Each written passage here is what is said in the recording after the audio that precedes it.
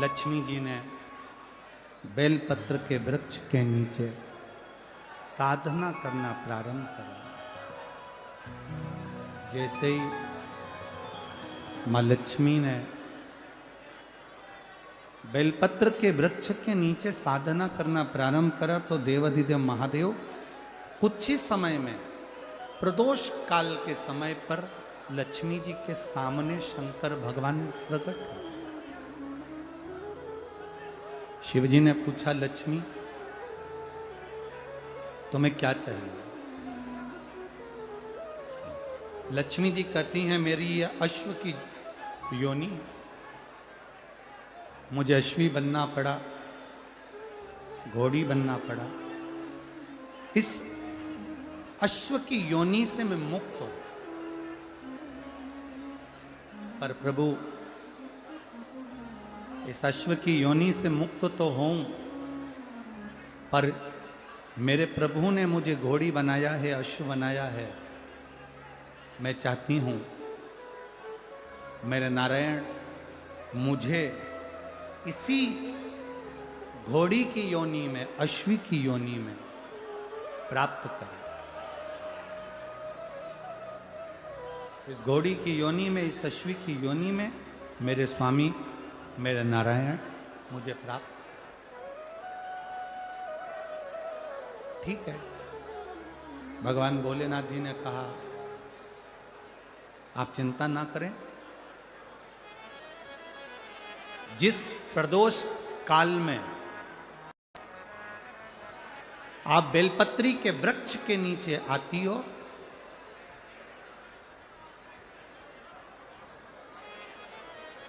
दुनिया का कितना भी दरिद्र व्यक्ति हो, चाहे दुनिया का कोई व्यक्ति ऐसा हो जिसका कभी व्यापार चलता ही नहीं हो, उसने 50 बार बदल के देख लिया, फैक्ट्री चली नहीं रही, जिस काम को करने के लिए जाते हैं वो काम टल जाता है, आज की जगह कल, कल की जगह परसों, परसों की जगह नरसों, काम होता ही नहीं। बेटा बेटी का संबंध करने जा रहे हैं पर हो ही नहीं रहा।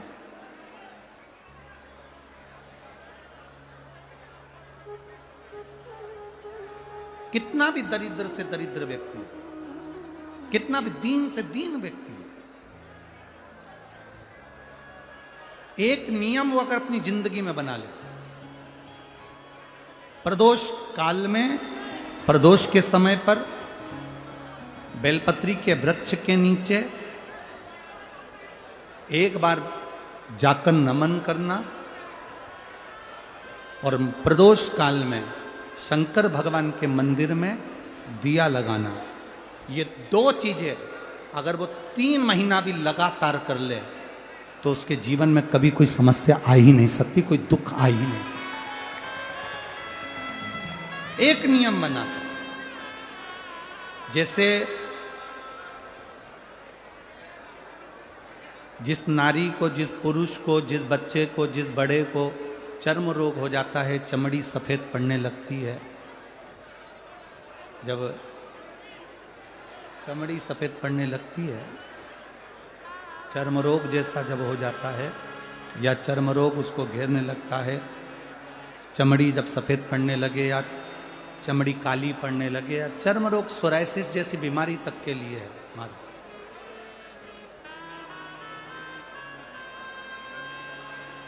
बेलपत्री के वृक्ष के नीचे की मिट्टी, बेलपत्री के वृक्ष के नीचे की मिट्टी, उसको जिस पात्र के अंदर शिवलिंग बनाने के लिए हम गलाएं, जिस पात्र के अंदर हम शिवलिंग बनाने के लिए उसको गलाएं और शिवलिंग का निर्माण कर कर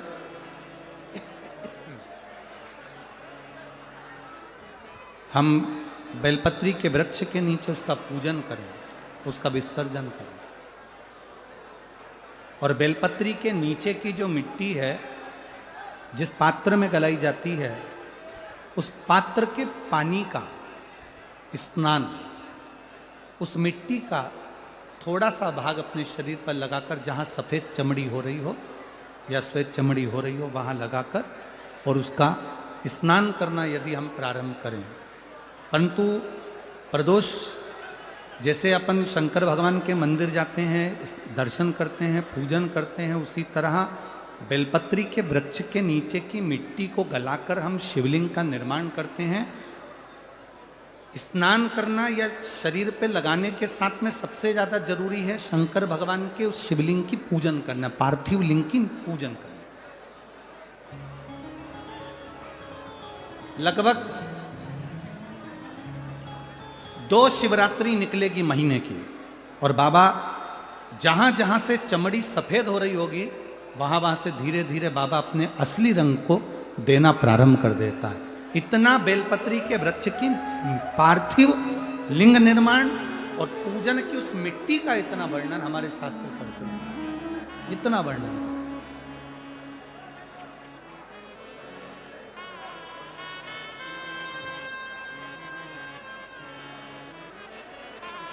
शिव कथा कह रहे,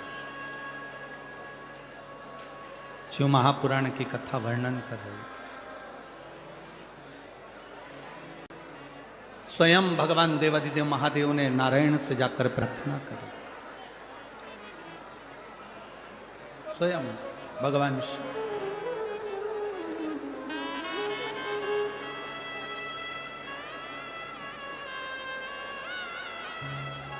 शंभु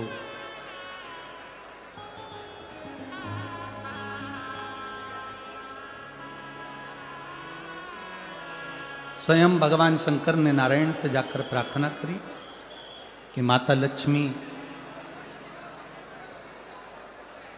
आपके लिए तप साधना कर रही हैं, आप उनको जाकर दर्शन दीजिए। भगवान नारायण शिव जी के कहने पर जाने लगे। भगवान शंकर के कहने पर भगवान नारायण जाने लगे, पर भगवान शिव जी ने भगवान नारायण को रोका,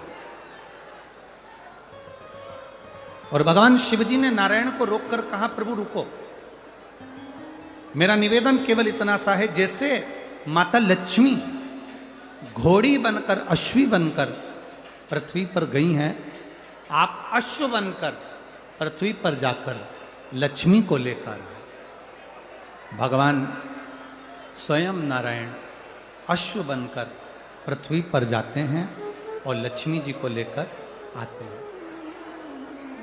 शिव महापुराण की कथा कहती है, भगवान शंकर का संवाद कहता है, स्वयं नारायण और स्वयं माता लक्ष्मी बेलपत्री के वृक्ष के नीचे विराजमान शिवलिंग का पूजन करते हैं और बेलपत्र की परिक्रमा करते हैं।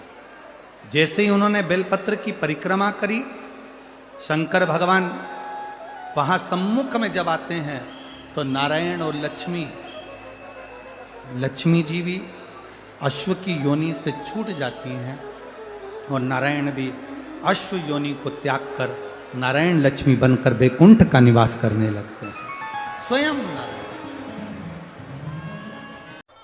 जिस प्रदोष व्रत का हम वर्णन करते हैं, जिस प्रदोष के दिन का आपको बधाई कल हमने दी थी कि प्रदोष की आपको बधाई हो, प्रदोष शाम का जो समय होता है, प्रदोष काल जो होता है, उसका वर्णन जब हम करते हैं, ये प्रदोष की पूजन का विधान किसने बनाया, ये प्रदोष की पूजन का नियम किसने बनाया, ये प्रदोष की संध्या काल का, प्रदोष के समय का पूजन का विधान कौन बनाया, ये प्रदोष के समय पर एक बेलपत्र चढ़ाने का विधान किसने बनाया, प्रदोष के समय पर एक समीपत्र चढ़ने का विधान किसने बनाया, प्रदोष के समय पर अगर मान लो कोई भिखारी से भिखारी व्यक्ति भी है जो ठेला चला रहा है, उसके पास में खाने के लिए कुछ नहीं है, फटे कपड़े पहन रहा है, उसकी जिंदगी में कुछ भी नहीं बचा और कर्जे में लदालूम हो गया, एक चावल का दाना अगर वो प्रदोष के दिन, प्रदोष काल में शाम के समय पर शंकर के शिवलिंग पर चढ़ा देता है तो 3 या 4 प्रदोष में उसका कर्जा चूकना प्रारंभ हो जाता है। प्रदोष का विधान। इतना ये प्रदोष का वर्णन करा किसने, इतना प्रदोष की महत्वता बताई किसने, कौन करे इतना वर्णन? अगर प्रदोष की महत्वता बताने वाला कोई है इसीलिए मेरे शंकर भगवान माता सती को लेकर कुंभज ऋषि के यहाँ, अगस्त ऋषि के यहाँ कथा सुनने के लिए गए थे, क्योंकि उनके बराबर कोई शंकर के महत्व को बता नहीं सकता और प्रदोष के महत्व को नहीं बता सकता। सती मैया को प्रदोष का महत्व बताने के लिए शंकर सती जी को लेकर कुंभज बाबा के यहाँ गए थे, अगस्त ऋषि के, कि प्रदोष के महत्व को तो जानो सती, तुम प्रदोष के महत्व को तो सती जानो, तुम प्रदोष के महत्व को तो सती पहचानो कि प्रदोष का महत्व क्या होता है, प्रदोष काल का महत्व क्या होता है, प्रदोष के समय का महत्व क्या होता है। जिस समय पर सूरज डूब रहा हो, चंद्र प्रकाशित हो रहा हो, दोनों का मेल हो रहा हो, ना तो पूरा सूरज डूबा है, न पूरा चंद्र आया है, ना पूरा अंधेरा है, ना पूरा उजाला है, उस समय को प्रदोष काल कहा गया, उस समय को प्रदोष का समय कहा, प्रदोष काल कहा। अब कई लोग हमसे कहते हैं गुरुजी आप हमको प्रदोष का समय बताया करो कि प्रदोष काल किसको कहते हैं, प्रदोष का समय किसको कहते हैं। अब एक बात हम आप सबसे कहना चाहते हैं, जितने लोग आस्था चैनल पर सुन रहे हैं, जितने फेसबुक यूट्यूब पर सुन रहे हैं और जितने रेवाड़ी की इस पवित्र धरा पर कथा को सुन रहे हैं, आप सबसे एक बात कहना चाहेंगे, अगर हम समय देखकर बताएं आपको कि शाम को 6 बजे, 6:30 बजे, 6:30 पे लेकर 7:30 के बीच में ये समय है, या 5:30 से लेकर 6:30 तक का ये समय है, या हम तुमको बोल दें कि इतनी बजे ये समय प्रदोष काल का रहेगा या इतनी बजे ये समय रहेगा, तो देखिए कभी कभी ठंड का समय आता है तो दिन जल्दी ढल जाता है, कभी कभी गर्मी का समय रहता है तो दिन बहुत लेट ढलता है। इसलिए समय की गणना से मत चलो, आप तो ये अंदाजा लगाकर रखो कि दिन ढल रहा हो, अंधेरा होना शुरू हो रहा, सूरज डूब रहा हो, चंद्र प्रकाशित हो रहा हो, अंधेरा अपना काम कर रहा है, सूरज ढलता जा रहा है, दिन कम होते चले जा रहा है और अंधेरा थोड़ा बढ़ते चले जा रहा है। इन दोनों का जो मिलन का समय हो, अब वो कितनी भी बजे, आप तो बस उसके मिलन का समय निकाल लो, वही समय प्रदोष काल कहलाता है, वही समय प्रदोष।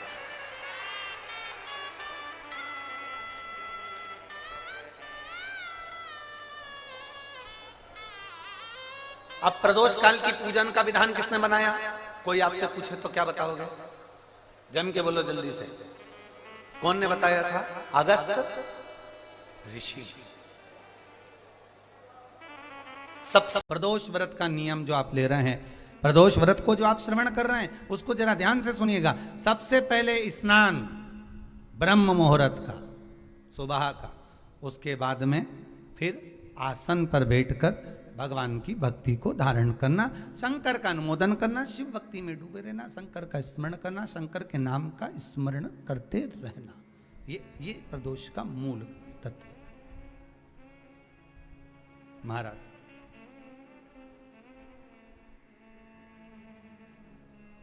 प्रदोष व्रत करने वाले को भोजन नहीं करना चाहिए, ध्यान दीजिएगा। फलाहार करो, उसमें भी नमक का सेवन मत करो। प्रदोष व्रत में नमक का सेवन वर्जित होता है, कारण क्या कारण होता है, उसका एक कारण माना गया नमक की वर्जितता। जिस समय पर एक नगर में एक ब्राह्मणी रहती थी, बहुत भाव से सुनिएगा, प्रदोष व्रत नमक को त्यागने का भाव, प्रदोष व्रत की किताब में भी मिल जाएगा आपको, आप पढ़ेंगे तो सुना होगा आपने। एक ब्राह्मणी रहती थी एक नगर में, उसका पति नहीं था, छोटा सा बालक एक साथ में रहता, छोटा सा बालक। अब ब्राह्मण के घर की धर्म पत्नी है,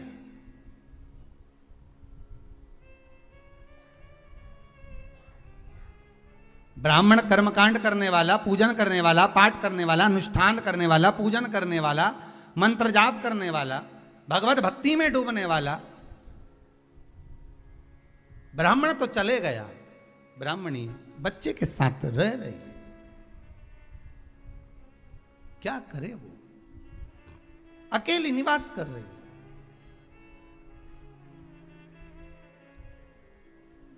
अकेली रह रही है। और ब्राह्मणी बच्चे के साथ भ्रमण करती रहती, घूमती।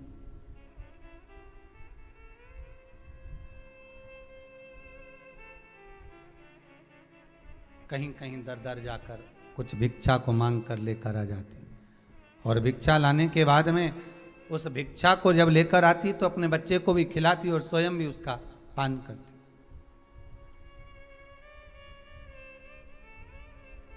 एक दिन ब्राह्मणी भ्रमण करते करते प्रदोष काल के समय पर शिव मंदिर में प्रवेश करी।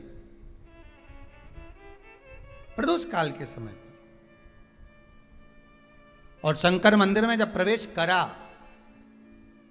प्रदोष काल किसको कहते हैं?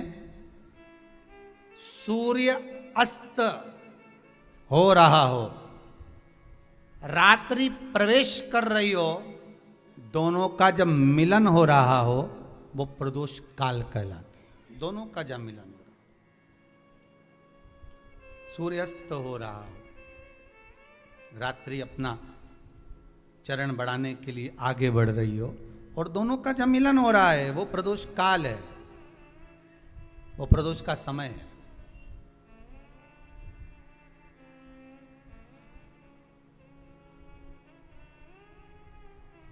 ब्राह्मणी मंदिर में प्रवेश कर रही। जब ब्राह्मणी मंदिर में प्रवेश करी, मंदिर के अंदर पहुंची, प्रदोष काल का समय था, प्रदोष का समय चल रहा था, और प्रदोष काल के उस समय में, प्रदोष काल के उस समय में जब ब्राह्मणी ने देखा कि कोई भगवान की भक्ति में लगा हुआ है, भगवान के रस तत्व में डूबा हुआ है, आज ब्राह्मणी के पास में कुछ पदार्थ नहीं है, अपने बच्चे का पेट भरने के लिए कोई सामग्री नहीं है, और कुछ आस लेके वो प्रवेश करी है, कुछ आस लेकर वो अंदर प्रवेश कर जाती है।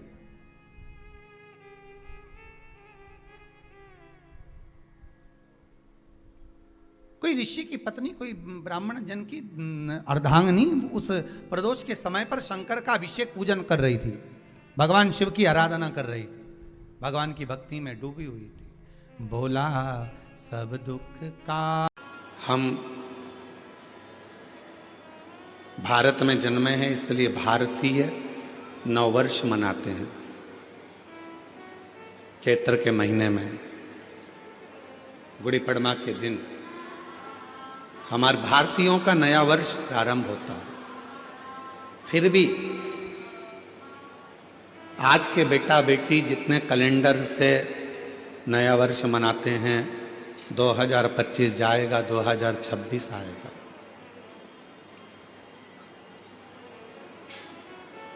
शिव महापुराण की कथा इस 2025 में आपके मुंबई में हो रही है।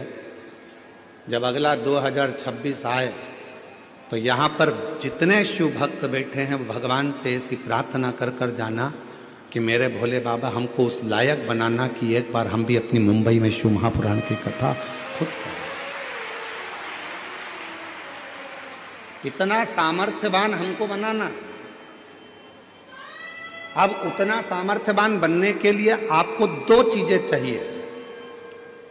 आप सब 2026 जब प्रारंभ हो तो दो चीजें अपने पास में रखना, एक मेहनत और दूसरा महादेव। अगर आपके पास में है तो आप 2026 में एक ना एक बार शिव पुराण की कथा जरूर करवा सकते हो। मेहनत और महादेव। आज व्यक्ति मेहनत से पीछे हट जाता है। शिव महापुराण की कथा कहती है दुनिया में ऐसा कोई कुर्सी नहीं, ऐसा कोई सिंहासन नहीं, ऐसा कोई पद नहीं जिस पे तुम नहीं बैठ सकते।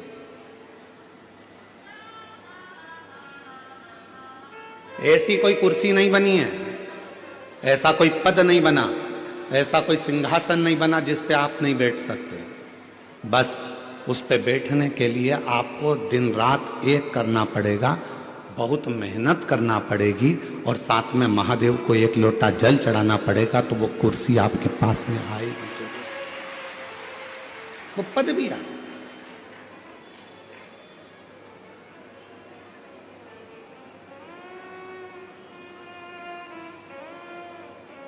एक लाइन है, जो डर गया जम के बोलो वो मर गया। मेहनत से क्या डरना, विद्याध्ययन से क्या डरना, परिश्रम से क्या डरना।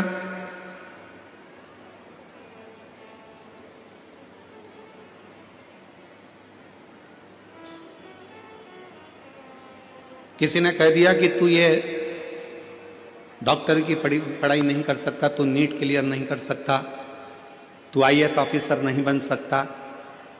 जिसने कहा उसी दिन अपने मन में संकल्प कर लीजिए कि अब मैं नीट क्लियर कर रहूंगा, अब मैं सीए क्लियर कर रहूंगा, अब मैं आईएएस ऑफिसर बनकर रहूंगा। अब मुझे मेहनत को बढ़ाना है, 4 गुना करना है, परिश्रम करना है, रात दिन एक करना है, और शिव जी को एक लोटा जल चढ़ाना है, और बढ़ते चले जाना है। तो निश्चित है कि मैं अपनी उस मंजिल तक पहुंचूंगा।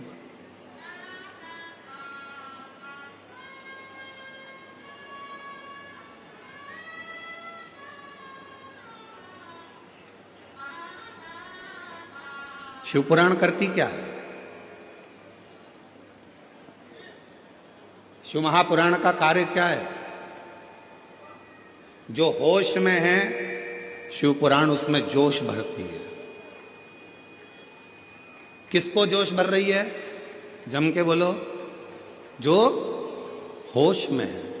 शिव पुराण क्या करती है? जो होश में है उसको जोश भरती है। होश कैसा? कई लोग होते हैं नशे में रहते हैं, उनको होश ही नहीं रहता। कोई धन के नशे में है, कोई सत्ता के नशे में है, कोई वैभव के नशे में है, कोई अपनी वाणी के नशे में है, कोई अपनी काया के नशे में है, कोई अहंकार के नशे में इतना चूर रहता है कि उसमें फिर होश नहीं रहता,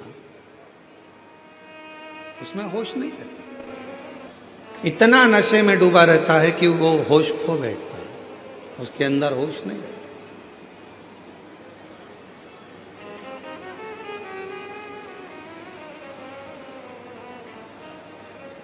नशा केवल मदिरा का, दारू का नहीं होता, नशा अहंकार का भी होता है, धन का भी होता है। और याद रखना,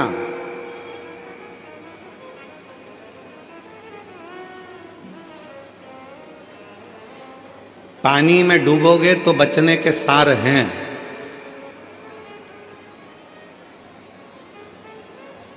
पानी में डूबोगे तो बच भी सकते हो, पर याद रखना दारू की प्याली में डूबोगे तो जिंदगी में कभी नहीं बच पाओगे।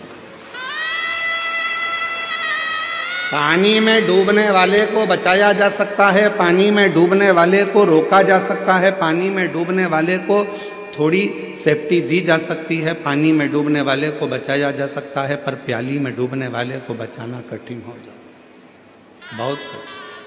और उससे भी ज्यादा कठिन है अहंकार के नशे में डूबने वाला व्यक्ति, अभिमत्ता में डूबने वाला व्यक्ति।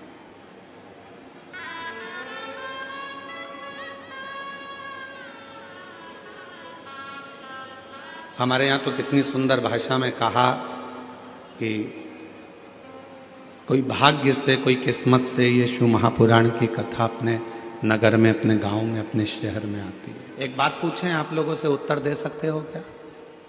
ए मुंबई की जीजी, मीरा भयंदर वालों, दोगे उत्तर? पक्के में? ठीक है। शास्त्र कहते हैं कि पति परमेश्वर है। शास्त्र कहते हैं कि पति परमेश्वर का रूप है। पति जल मांगे आप जल दीजिए, पति दवाई मांगे आप दवाई दीजिए, पति बेग मांगे आप बेग दीजिए, पर मैं आपसे एक बात पूछना चाहता हूं। शिव महापुराण में शिव और शक्ति दोनों की बराबर की कथा है। अगर पति परमेश्वर है तो पत्नी क्या है?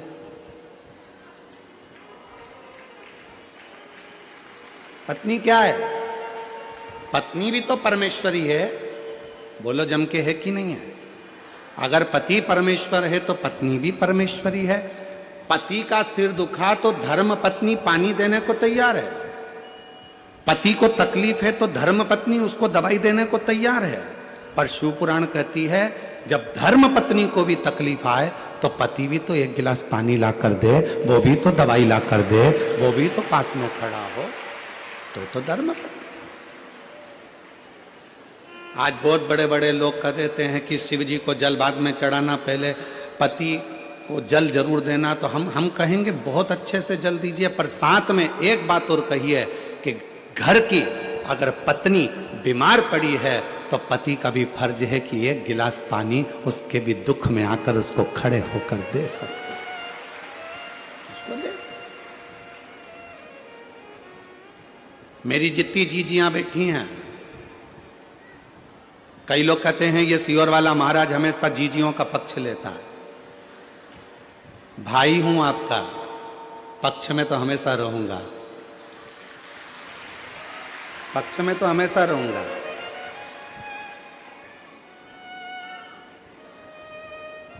पूरे महीने अगर मेरी बहन, मेरी जीजियां आपको पानी दे सकती हैं, आपके लिए भोजन बना सकती हैं, पूरे महीने मेरी जीजियां आपके लिए सब कुछ कर सकती हैं, तो उसके रजस्वला धर्म के 5 या 7 दिन तो तुम भी उनको पानी दे सकते हो, तुम भी उनके लिए प्रसाद बना सकते हो, तुम भी उनके लिए सहयोग कर सकते हो। शिव पुराण में शिव और शक्ति की दोनों की बराबर की गाथा, दोनों की। भृंगी की कथा आप लोगों ने सुनी है। भृंगी मुनि ने शंकर भगवान की परिक्रमा करी और शंकर भगवान की परिक्रमा करने में इतना शिव की भक्ति में इतना डूब गए थे कि पार्वती को अलग छोड़ दिया था और शिव की दोनों बीच में बैठे थे, तो दोनों के बीच में से भृंगी बाबा निकल गए। शिव जी को वो अच्छा नहीं लगा था, शंकर भगवान को वो श्रेष्ठ नहीं लगा। शिव जी ने पार्वती को उठाकर अपनी गोदी में बिठा लिया और दोनों एक हो गए। भृंगी को लगा कि अब तो मैं शंकर की परिक्रमा कैसे करूं, पार्वती और शिव दोनों साथ में बैठ गए। फिर भी भृंगी ने एक छोटे से भंवर का रूप रखकर दोनों के बीच में से निकलना प्रारंभ कर दिया। तब शिव जी को क्रोध आया। भगवान शंकर कुछ बोलते उससे पहले मां जगतजननी को लगा कि ये भृंगी तो शंकर का भक्त है, शिव का उपासक है, अगर शिव इसको श्राप देंगे तो अच्छी बात नहीं है। तो मां आद्यशक्ति स्वयं सामने आ गई और बुराई का पूरा ठीकरा मां आद्यशक्ति ने अपने ऊपर ले लिया और कह दिया, भृंगी सुन, एक मनुष्य के शरीर में हड्डी जितनी अस्थियां हैं ये उसके पिता की दी हुई होती है, और मनुष्य के शरीर में जितनी मांस है, रक्त है, पीप है, ये शरीर में जो रक्त है, मांस है, ये पीप है, ये सब उसकी मां का दिया हुआ होता है। और सुन भृंगी, आज तूने शंकर और शक्ति को, शिव और शक्ति में विभाजन उत्पन्न करा है, इसलिए मैं तुझे श्राप देती हूं कि तेरे शरीर में जो माता का दिया हुआ भाग है वो पूरा छिन्न हो जाए। अब हुआ क्या कि भृंगी पूरा की पूरा हड्डी का ढांचा बन गया, पूरा हड्डी का ढांचा। आप लोग देखना, शिव जी का फोटो देखो या शंकर भगवान की बारात का फोटो देखो या कोई वीडियो देखो, तो उसमें दिखेगा एक हड्डी कंकाल जैसा एक व्यक्ति चल रहा है, उसके 3 पांव हैं, उस भृंगी के 3 पांव हैं, उस श्रृंगी भृंगी के 3 चरण हैं, उस श्रृंगी भृंगी के 3 चरण, और वो श्रृंगी भृंगी के जो 3 चरण थे उस क्यों थे? क्योंकि शिव जी ने देख लिया था कि इसके 2 चरण से यह खड़ा नहीं रह पा रहा है, तो भगवान शंकर ने उसको 1 चरण और दे दिया था कि तू इन 3 चरण से अपने स्थान गंतव्य तक जा सकता। शिव महापुराण की कथा कहती है पति और पत्नी में कोई भेद नहीं होना चाहिए।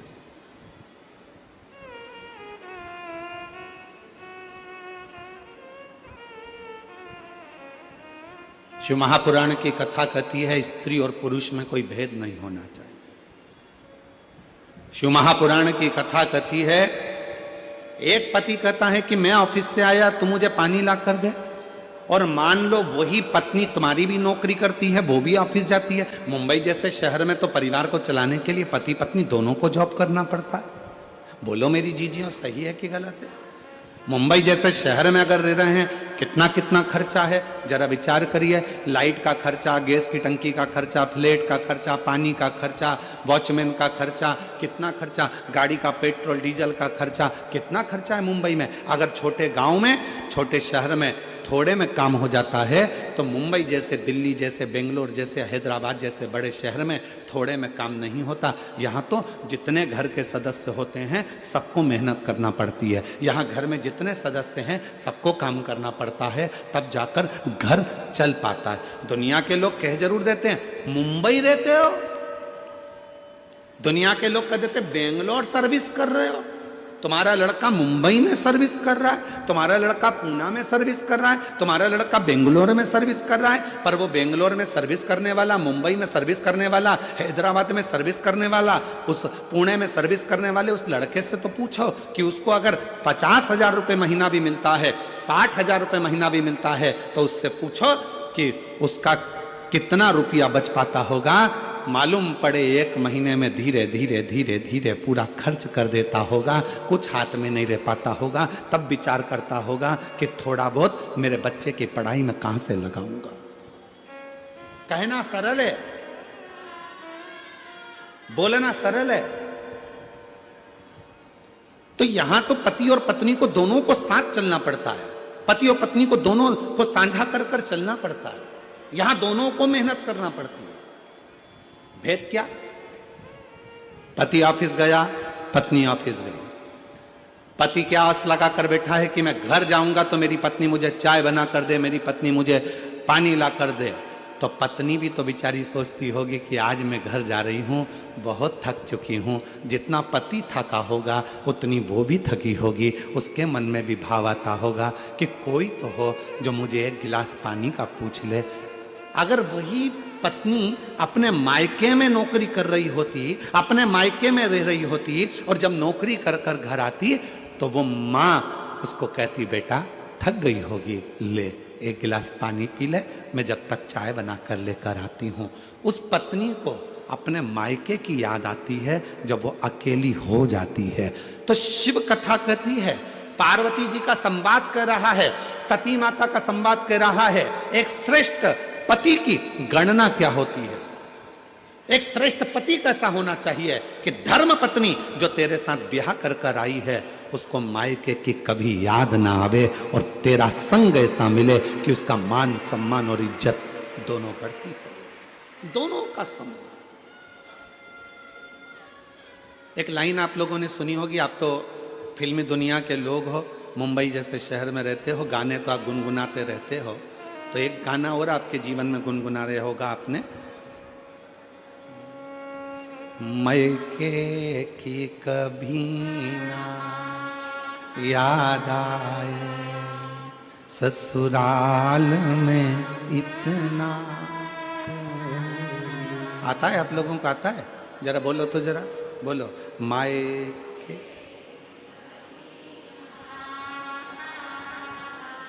ससुराल में इतना, बाबा की दुआएं लेती जा, जा तुझको सुखी संसार मिले। बाबा की दुआएं लेती जा, जा तुझको सुखी संसार मिले।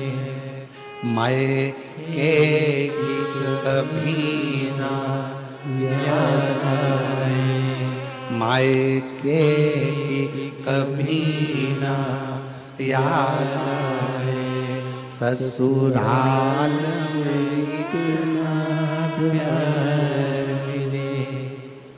ये कितनी पवित्र कथा, कितना पवित्र भाव। कम मायके की याद नहीं आएगी, लड़की को ससुराल जाने के बाद मायके की याद कब नहीं आती? जब उसका पति उसका आदर करता है, जब उसके परिवार वाले उसका सम्मान करते हैं। और हम कहेंगे, पत्नी से भी निवेदन करेंगे और पति से भी निवेदन करेंगे, याद रखना, पति आपका आदर करे, आपके ससुराल आपके परिवार वालों का आदर करे, तो आपको भी उसके परिवार वालों का आदर सम्मान दोनों को बरकरार रहे, दोनों को।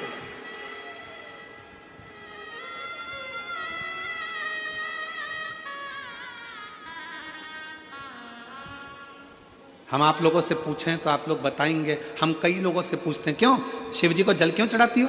एक लोटा पानी क्यों चढ़ाती हो? एक लोटा जल क्यों चढ़ाती हो? एक लोटा जल क्यों चढ़ाती हो? तुम्हारा पति मना करता है जल चढ़ाने के लिए, मत जा। कई बार पति कह देता है, क्यों जा रही है भीड़ में, क्यों जाती हो, क्यों एक लोटा जल चढ़ाती हो? मेरी जितनी जीजियां बैठी हैं, इनके दिल की बात कहूं तो छोटी बात नहीं होगी। इन माताओं से जाकर कोई पूछे कि एक स्त्री, एक नारी, एक बेटी शंकर को जल क्यों चढ़ाती है? अपने लिए नहीं, जल चढ़ाऊंगी मेरा पति अच्छा रहे, उसका स्वास्थ्य अच्छा रहे, उसकी तरक्की हो जाए, उसकी नौकरी हो जाए। पत्नी जल चढ़ाती है अपने पति के लिए, एक माँ जल चढ़ाती है अपने बेटे के लिए। मेरे बेटे के यहाँ संतान नहीं है, बाबा उसको औलाद हो जाए। बाबा मेरे एक बेटे की जॉब नहीं है, उसकी जॉब लग जाए। बाबा मेरी बेटी की यहाँ तकलीफ है, बाबा उस बेटी का दुख मिट जाए। एक माँ जल चढ़ाती है अपने बच्चे के लिए, अपने बेटे के लिए, अपनी बेटी के लिए। एक पत्नी जल चढ़ाती है अपने पति के लिए।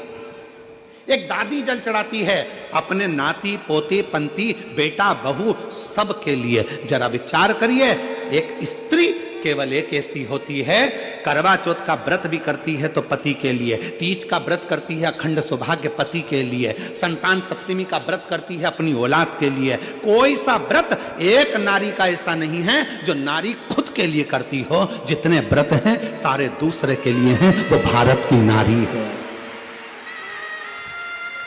वो भारत की नारी है जो अपने लिए कम जीती है और जगत के लिए ज्यादा जीती है, अपने परिवार के लिए ज्यादा जीती है, अपने कुटुंब के लिए ज्यादा जीती है। वो भारत की नारी है।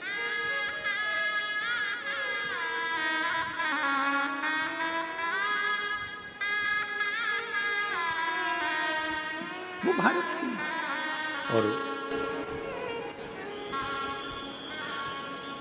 उसके बाद भी लोग कह दें कि मंदिर क्यों जा रही हो, क्या करोगी जाकर?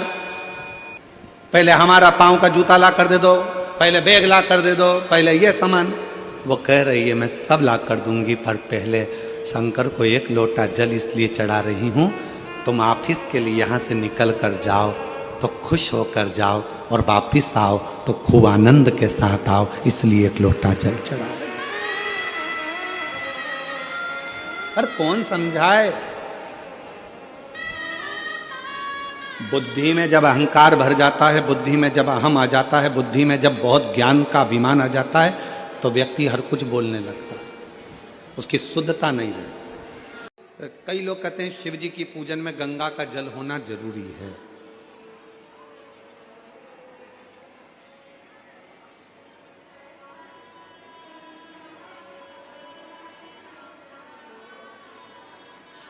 और मान लो तुम्हारे पास में गंगा जी का जल नहीं है, तो क्या शंकर जी तुम्हारी पूजन को स्वीकार नहीं करेंगे?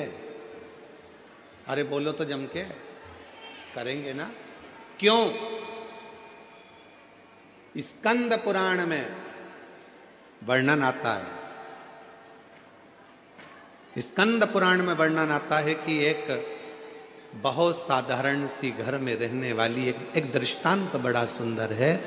और एक घर में रहने वाली एक रेणुका मां नाम की एक स्त्री थी। थोड़ा ध्यान से सुनना इस स्कंद पुराण के इस चरित्र को। रेणुका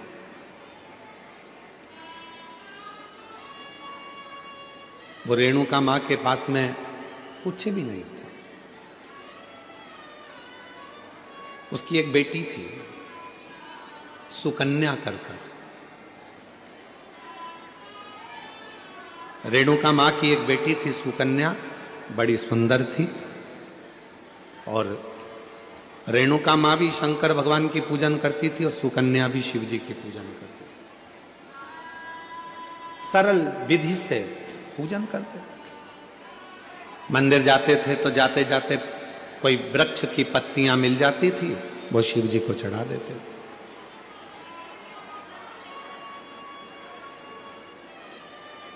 कोई फूल मिल जाता था, वो शिव जी को चढ़ा देते थे।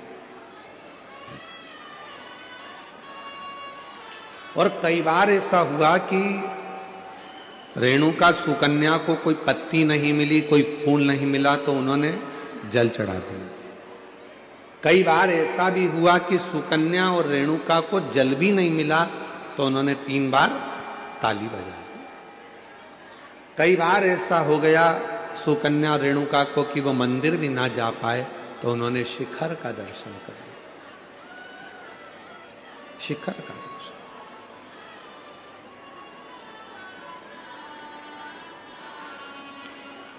एक दिन रेणुका और सुकन्या दोनों बैठी हुई थी, और रेणुका सुकन्या बैठी हुई थी, और वहीं से एक संत का निकलना हुआ। बड़े विरक्त संत थे, शंकर जी के परम भक्त थे वो भी। स्कंद पुराण का ये बहुत सुंदर दृष्टांत है, अपनी जिंदगी में उतारिएगा। रेणुका सुकन्या बैठी है और वहीं से संत का निकलना हो रहा। विरक्त थे, शिव के परम उपासक थे। उनके मुख से नित्य प्रति ओम नमः शिवाय, ओम नमः शिवाय, ओम नमः शिवाय, ओम नमः शिवाय जपा करते थे।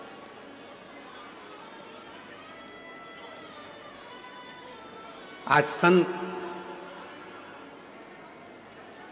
भिक्षा मांगने के लिए रेणुका और सुकन्या के घर पर पहुंच गए। आवाज लगाई, माता भिक्षाम दे, माता भिक्षाम दे, भूख लगी है, थोड़ा अन्न का भाग दीजिए। रेणुका सुकन्या बाबा की आवाज सुनकर बाहर गई। दरवाजा खुला, आसन दिया, बिछाया, बिठाया, जल पिलाया, अंदर से भोजन ला कर दिया। पूजा की तैयारी कर रही थी शिव मंदिर जाने के लिए सुकन्या, और बाबा की दृष्टि पड़ गई उस पूजन की थाली पर। और जैसे ही संत की दृष्टि पूजन की थाली पर पड़ी, तो संत ने बात बात में पूछ लिया, ये पूजन में सारा साहित्य रखा हुआ है, पर गंगा का जल नहीं है, तो तुम्हारी पूजन शिव स्वीकार नहीं करेंगे। ये संत ने कह दिया रेणुका और सुकन्या से, आपकी पूजन में, आपकी पूजा की थाली में गंगा का जल नहीं है, तो शिव इस पूजन को स्वीकार नहीं करेंगे। आप तो संत कहकर चले गए। सुकन्या की बुद्धि में वो बात बैठ गई, और सुकन्या मां के चरणों में प्रणाम कर कर बोली कि मुझे गंगा का जल चाहिए, मुझे गंगा का जल चाहिए। बाबा कहकर गए हैं, संत कहकर गए हैं कि जब तक गंगा का जल पूजन की थाली में नहीं होगा, तब तक शिव प्रसन्न नहीं होंगे, शिव इस पूजन को स्वीकार नहीं करेंगे। अगर भगवान शंकर को पूजन स्वीकार करना है, अगर भगवान शंकर को पूजन स्वीकार करना है, तो गंगा का जल का होना जरूरी है। स्कंद पुराण कह रही है कि सुकन्या और रेणुका दोनों आंखों में जल भर ली। कहा, एक काम करो सुकन्या, तुम गंगोत्री चली जाओ और गंगा जी के उद्गम से गंगा जी का जल लेकर आ जाओ। जाओ। सुकन्या हाथ जोड़कर बोली, मां मैं अकेली कन्या, मैं अकेली स्त्री गंगा का जल लेने के लिए कैसे जाऊंगी?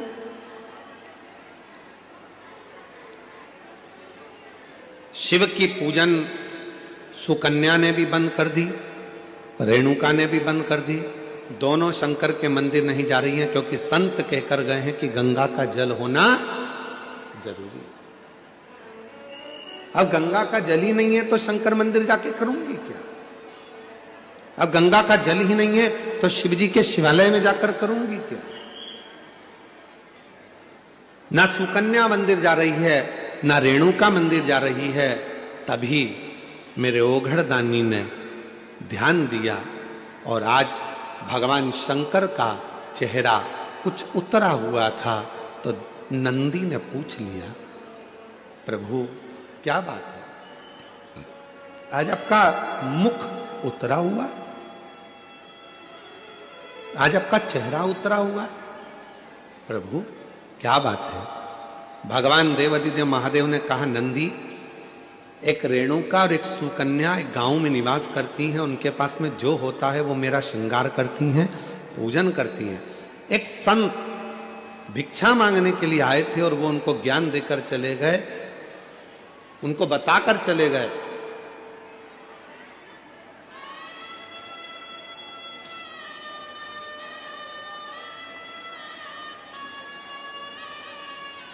कि गंगा के जल के बिना शिव पूजन को स्वीकार नहीं करते।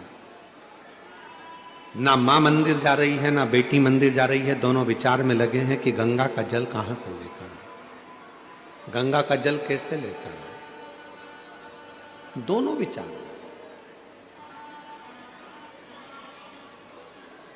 और उन दोनों के जल के बिना मैं फीका हूं। तभी भगवान शिव के पास से नंदी दौड़ कर गए, आप चिंता मत करो, आपका चेहरा उतरा हुआ देखकर, मुख उतरा हुआ देखकर मुझे अच्छा नहीं लग रहा। दौड़ कर गए नंदी, और नंदी ने जाकर एक साधु का रूप रखकर पहले तो संत को समझाया कि गंगा का जल की मूलता नहीं, मूलता है शिव भक्ति की। जाओ जाकर सूचित करो। संत मानते नहीं थे तो नंदी ने अपना असली विग्रह धारण कर, बड़े बड़े सींग, बड़ा विराट सा स्वरूप नंदी का, बड़ा विराट सा स्वरूप।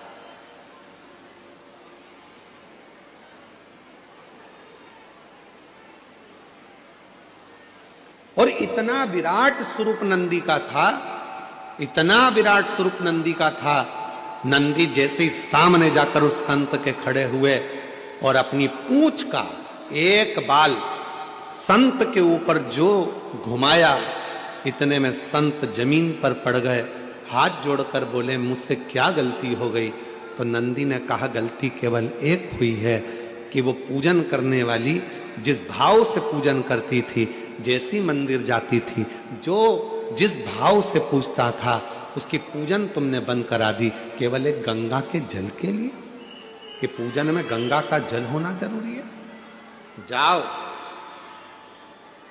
नंदी ने कहा, संत, ए साधु, जाकर वो रेणुका और सुकन्या से जाकर कहो कि जब शंकर भगवान के ऊपर एक लोटा जल चढ़ता है, जब शिव जी के ऊपर पानी की एक बूंद गिरती है, जब शंकर भगवान के ऊपर अगर कोई साधारण जल भी चढ़ता है तो वो शंकर के ऊपर चढ़ा, और जैसे उनके शिवलिंग पर चढ़ा, जटा से लगा, तो वो अपने आप गंगा जल बन जाता है, अलग से गंगा जल की जरूरत नहीं पड़ती। जाओ कहो, बोलो उनको।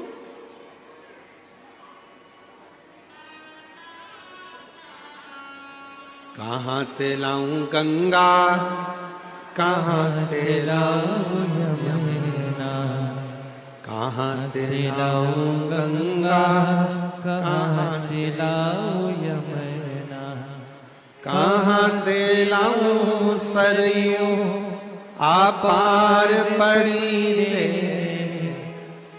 वो बोले तेरी सेवा हमसे ना बनी रे, शिव शंकर तेरी सेवा हमसे ना बनी रे। गंगा का जल मूल नहीं, मूल है आपके हृदय का भाव, हृदय का।